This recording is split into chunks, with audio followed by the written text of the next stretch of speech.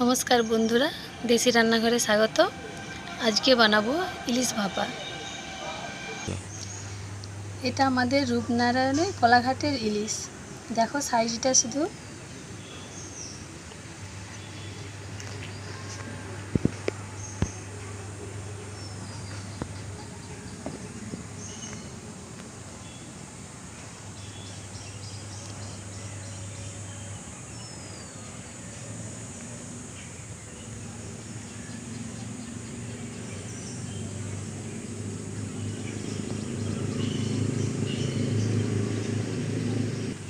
প্রায় 2 কিলো ওজনের এই ইলিশটা।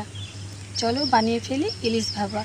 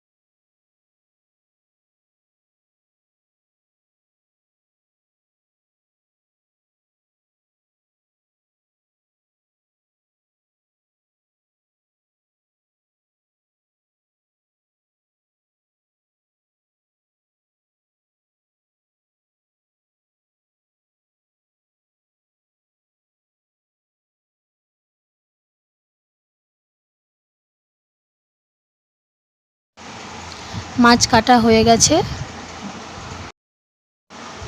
এবার একটা কৌটো নিয়েছি। এবার এর মধ্যে দিয়ে দেব সরষে পোস্ত একসাথে বাটা, ফাটানো টক দই, সরষের তেল, কালো জিরে গরম করে রেখেছিলাম ওটা দিয়ে দিয়েছি। আর একটু দিয়ে দেব কাঁচা সরষের তেল দিয়ে খুব ভালোভাবে মিশিয়ে নেব সমস্ত মশলা। সব খুব ভালোভাবে মিশিয়ে নিয়েছি। এবার মশলার মধ্যে দিয়ে দেব লবণ, কারণ মাছে লবণ মাখানো ছিল সেই জন্য সামান্য একটু লবণ। আর দিয়ে দিয়েছি লেবুর রস। সব আরেকটু ভালো করে মিশিয়ে নেব। এবার মাছগুলোকে সব একে একে মশলার মধ্যে দিয়ে দেব। মশলাগুলো খুব ভালোভাবে মাছের পিসের মধ্যে মেখে নেব।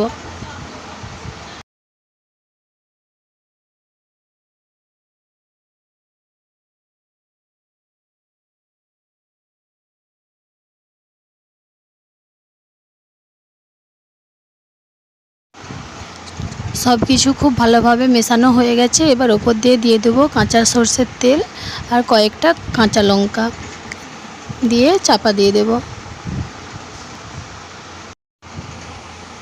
কড়াইতে গরম জল করে কৌটোটা বসিয়ে দেব, দিয়ে একটা চাপা দিয়ে দেব। কম করে 45 মিনিট আমি এভাবেই জলটা ফুটতে দেব। 45 মিনিট পর ফিরে এলাম। কড়াইয়ের চাপাটা আমি খুলে দিয়েছি। জলটা কেমন টকবক করে ফুটছে দেখুন। এবারে আমি গ্যাসের ফ্লেমটা অফ করে দেব। রেডি হয়ে গেছে আমার ইলিশ ভাপা।